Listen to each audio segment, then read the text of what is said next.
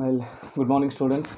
This is Professor Harush Patel, and I'm going to explain you about earthquake engineering subject. And here, in earthquake engineering subject, actually we have covered two modules. In the second module, we have left with some topics. We can see it later on. First, before starting the third module, I'm going to revise these two second modules. These two modules. That is, first one is engineering seismology and second one is structural dynamics. In engineering seismology, we have come across interior of the earth. First topic is interior of the earth. Interior of the earth. In interior of the earth, first one is crust, mantle, core. These are the three subdivisions will come in the interior of the earth. That is crust, mantle, and a core. In crust is having a thickness of 5 to 70 kilometers, and whereas mantle is having a thickness of 2850 kilometers, and whereas core is having a thickness of 3470 kilometer. And whereas this mantle is also subdivided into upper mantle and lower mantle, which is having denser rocks inside, and core is also subdivided into inner core and outer core, and outer core is filled with a semi-liquid state, and inner core is totally a solid state. These things you already know. Now we can go for origin of earthquakes. In origin of earthquakes, some terminologies we have studied. That is focus, focal depth, epicenter. What is focus? Focus is a point where exactly earthquake is going to happen, or else earthquake, it is a point where earthquake is going to originate, we can call it as, or earthquake is going to originate. That point we'll call it as focus. Next is focal depth. Before coming for focal depth, we can go for epicenter. What is epicenter? Epicenter is a point vertically above from the focus. It is a point vertically above from the focus on the surface of the earth. It is a point on the surface of the earth which is vertically above from the focus. That point we'll call it as epicenter, and the distance between epicenter and the focus we'll call it as focal depth. Next, one more terminology is epicentral distance. What is this epicentral distance? Epicentral distance is distance between the point of interest to your point of epicenter. That distance we'll call it as epicentral distance. After this, we have covered theory of plate tectonics. What is theory of plate tectonics? In theory of plate tectonics, there are three boundaries we have come across. There are three boundaries are there. In those three boundaries, first one is convergent boundaries, divergent boundaries, and transform plate boundaries. First one is convergent, divergent, and transform plate boundaries. In convergent boundaries, the plates move towards each other. I have shown you in class also. See, if these are two plates, if these plates move towards each other, and these plates move towards each other, leading to the formation of hilly areas. See here, these plates are moving towards each other, leading to the formation of hilly areas. That we'll call it as convergent plate boundaries. What it is? Convergent plate boundaries. Next, if these plates move towards these plates move away from each other, we'll call it as divergent plate boundaries. If these plates move away from each other, we'll call it as divergent plate boundaries. If these plates only slides each other, if they slides each other like this, if these plates are sliding each other, we'll call it as transform plate boundaries. Okay, this is regarding theory of plate tectonics.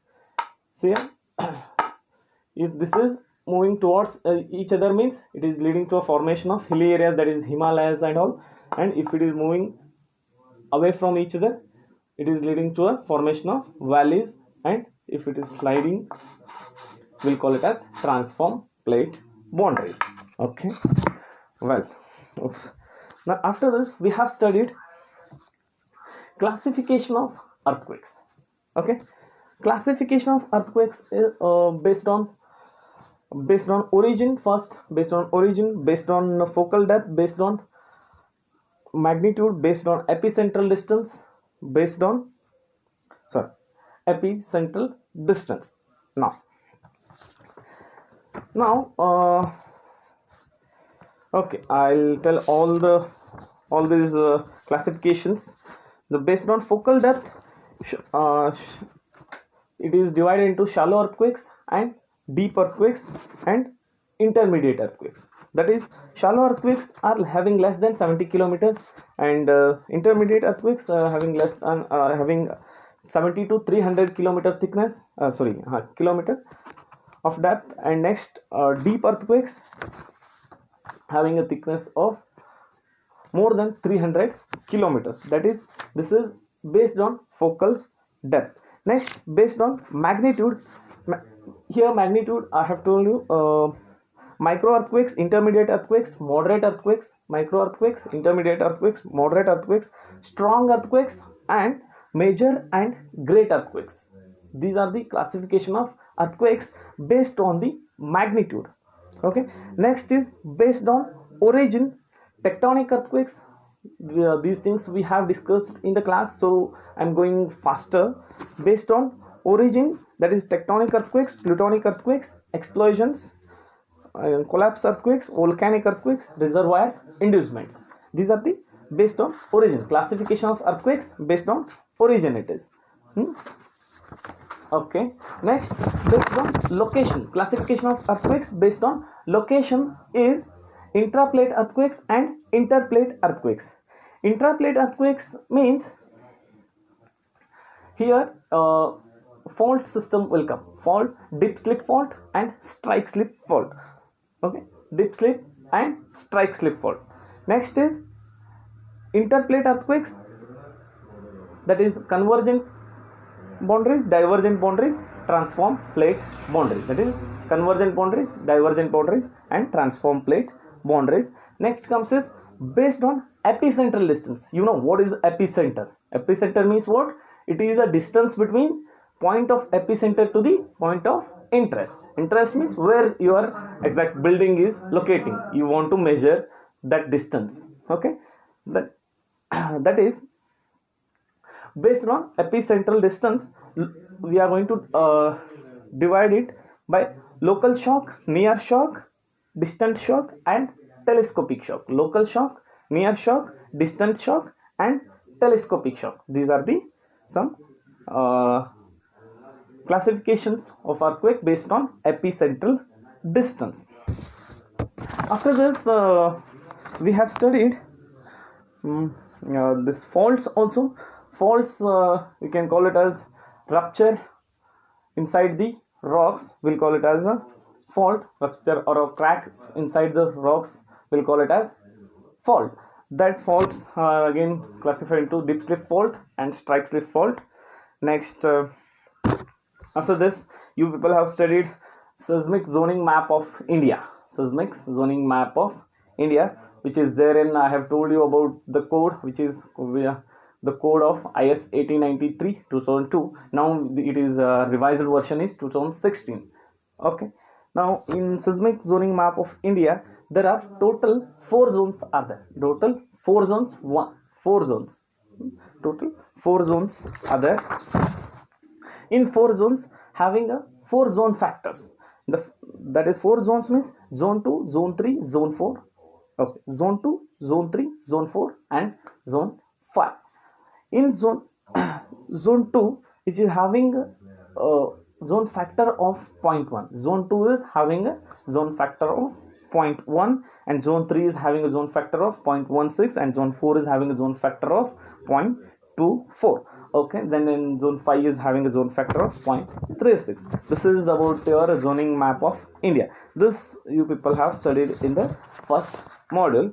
Next, in first module only, you people have studied earthquake ground motion characteristics. Earthquake ground motion characteristics. Here, I'm not going to explain very detailed here. Just 3 things will come. One is duration. duration, frequency, content, and amplitude. What is duration, frequency, amplitude? These things you need to see. Okay, next is seismological instruments.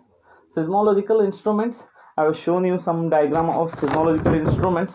Here also I am going to show you some seismological instrument, that is this one. This seismological instrument I have drawn is this on a board. See here you can see that seismological instrument, which is having pen and pendulum and the rotating drum. That pendulum is attached to the magnet and the support magnet. Here this pendulum is attached to the magnet and this particular support, and here there will be a rotating drum. When this rotating drum is attached to this pendulum and pen, if the earth, here is the direction of shaking, this direction it is going to, if earthquake is shaking earth is shaking in this direction, what happens, it is going to record the graph here. Okay, that is known as this is a working principle of your seismological instruments. These things already people have learned. Magnitude is measured in Richter scale, and a magnitude can be determined by using a formula of log to the base 10 into amplitude. That is log to the base m is equals to log to the base 10 into a. That is your a indicates the amplitude. Okay, this is regarding magnitude and intensity. Next comes is